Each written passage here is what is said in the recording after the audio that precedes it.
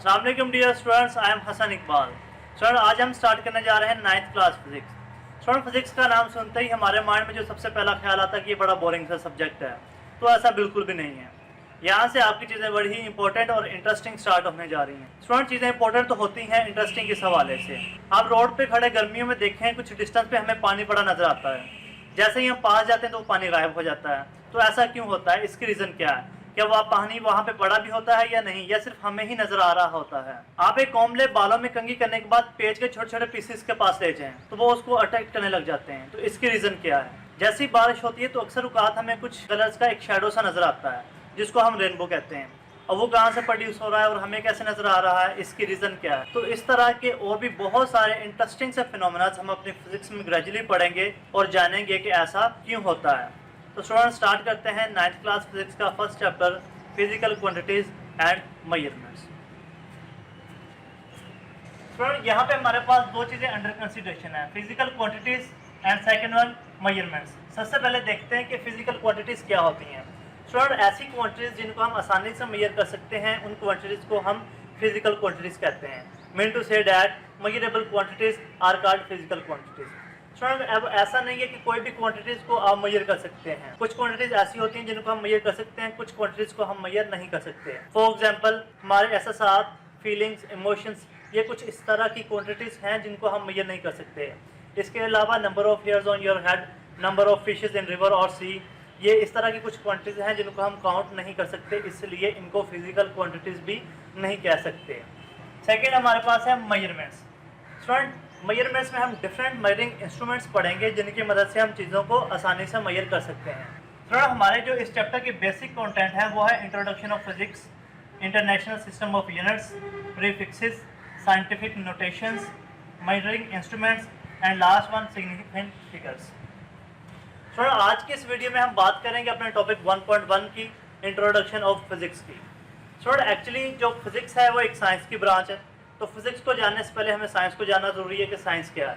Student, actually इंसान ने जब से होश संभाले हैं चीज़ों को लेकर बड़ा क्यूरियस रहा है। वो हमेशा सच और हकीकत की तलाश में सोचता रहा है और तरह तरह के सवालात इंसान के माइंड में जन्म लेते हैं। जैसे दिन रात में क्यों बदल रहे हैं, रात दिन में क्यों बदल रही हैं, ज़मीन गोल है, अगर ज़मीन गोल है तो हम इसमें गिर क्यों नहीं जाते। तो कुछ इस तरह के सवालात हो रहे हैं जो इंसान को सोचने पर मजबूर करते हैं। तो स्टूडेंट, ये सारी इंसान की ऑब्जर्वेशंस हैं। इंसान ऑब्जर्वेशन करता कैसे है? अपनी 5 सेंसेस के थ्रू ऑब्जर्वेशन करता है, जिनमें देखना, सूंघना, चखना वगैरह वगैरह आ जाते हैं। स्टूडेंट, इन ऑब्जर्वेशन के बाद कुछ ना कुछ एक्सपेरिमेंट परफॉर्म किए जाते हैं। ऑब्जर्वेशन और एक्सपेरिमेंट के बाद हमें कुछ ना कुछ रिजल्ट्स मिलते हैं जिनको हम नॉलेज कहते हैं। तो स्टूडेंट, यहाँ से हमें बड़ा क्लियर हो रहा है कि ऑब्जर्वेशन और एक्सपेरिमेंट की बुनियाद पे हमें जो नॉलेज मिलता है उसी को हम साइंस कहते हैं। एक्चुअली हम साइंस का लैटिन वर्ड देखें जो साइंटिया से ड्राइव किया गया है, उसका मीनिंग भी नॉलेज ही होता है। तो स्टूडेंट, यहाँ से हम चीज़ों को रिलेट कर सकते हैं कि ऑब्जर्वेशन और एक्सपेरिमेंट के बाद जो हमें नॉलेज मिलता है उसको भी हम साइंस कहते हैं, और साइंस का लैटिन वर्ड साइंटिया से जो ड्राइव हुआ है उसका मीनिंग देखें तो उसका मतलब भी नॉलेज ही होता है। स्टूडेंट, अब थोड़ा सा हम अर्लियर बात करेंगे 18th सेंचुरी की। 18th सेंचुरी में साइंस नाम का कोई वर्ड नहीं था। जितना भी नॉलेज था एज अ नेचुरल फिलॉसफी के तौर पर जाना जाता था। अब जैसे जैसे टाइम बढ़ता गया 19th सेंचुरी में नेचुरल फिलॉसफी दो बड़ी ब्रांचेस में डिवाइड होगी, बायोलॉजिकल साइंस और फिजिकल साइंस। स्टूडेंट, यहाँ पे हमें रीज़न का जानना भी ज़रूरी है कि इसको डिवाइड क्यों किया गया। स्टूडेंट, हमारे पास नॉलेज बहुत ज़्यादा हो गया था और पूरे नॉलेज को एज अ नेचुरल फिलॉसफी पढ़ना बहुत मुश्किल काम था। आप अपना इस बात से अंदाज़ा लगा सकते हैं कि हम अपनी 9th में इस बात में कन्फ्यूज़ हो जाते हैं कि इसमें बायो रखें या कंप्यूटर रखें। तो यहाँ से आप देख सकते हैं कि पूरे नॉलेज को एज अ नेचुरल फिलॉसफी पढ़ना या जानना कितना मुश्किल था। इसलिए हमने अपनी कन्वीनियंट के लिए, अपनी इंसानी के लिए चीज़ों को डिवाइड कर दिया। अब डिवाइड कैसे किया? बायोलॉजिकल साइंस में एंड फिजिकल साइंस में। बायोलॉजिकल साइंस में हम लिविंग थिंग को स्टडी करते थे, जबकि फिजिकल साइंस में हम नॉन लिविंग थिंग को स्टडी करते थे। लिविंग थिंग्स के लिए जो सब्जेक्ट इंट्रोड्यूस करवाया गया वो था बायोलॉजी, जबकि नॉन लिविंग थिंग्स के लिए जो सब्जेक्ट इंट्रोड्यूस करवाए गए वो physics, chemistry, geology and astronomy. Student, chemistry में हम डिफरेंट केमिकल रिएक्शन की स्टडी करते हैं, जियोलॉजी में हम अर्थ की स्टडी करते हैं, इसमें अर्थ के डिफरेंट कंपोजिशन और स्ट्रक्चर को स्टडी करते हैं, जबकि डिफरेंट स्टार और गैलेक्सीज की स्टडी को हम एस्ट्रोनॉमी कहते हैं। तो हमारा इस वीडियो में जो मेन कंसर्न है वो फिजिक्स के साथ है। फिजिक्स जानेंगे कि फिजिक्स क्या है। स्टूडेंट, फिजिक्स में दो चीज़ें बड़ी इंपॉर्टेंट है, एनर्जी और मैटर। हम ये कह सकते हैं कि फिजिक्स में एनर्जी मैटर इनके दरमियान रिलेशनशिप को हम स्टडी करते हैं। तो इसकी डेफिनेशन यूँ की जा सकती है, the study of energy matter and their relationship is called physics. तो यहाँ पे हम देखेंगे कि एनर्जी क्या है और मैटर क्या है। एनर्जी हमारे पास कैपेसिटी होती है doing work, capacity of doing work is called energy, यानी काम करने की सलाहियत को हम एनर्जी कहते हैं। और सेकेंड हमारे पास है मैटर।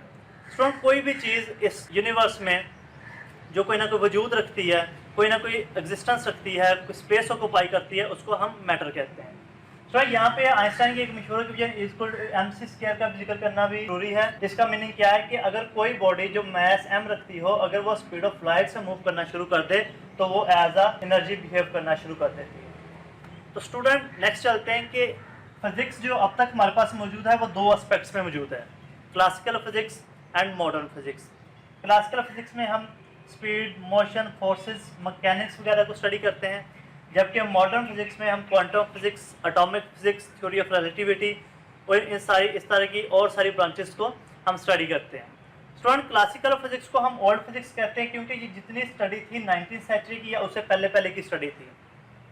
19th सेंचुरी के बाद यानी 20th सेंचुरी में मॉडर्न फिजिक्स आ गई, जिसमें क्वांटम फिजिक्स और इस तरह की सारी जो हमने पहले बात की है इस तरह की स्टडी आ जाती थी।